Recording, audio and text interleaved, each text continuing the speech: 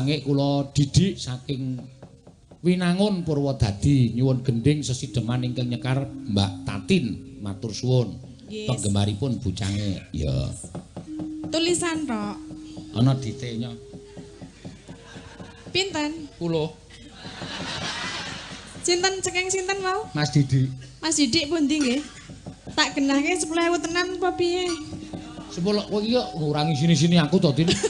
Lah piye ta? Anane ya iki kok iki ya ditampani ya iki kok ngono. Yo karemu arep pira sesideman rong karuan apike njaluk 50.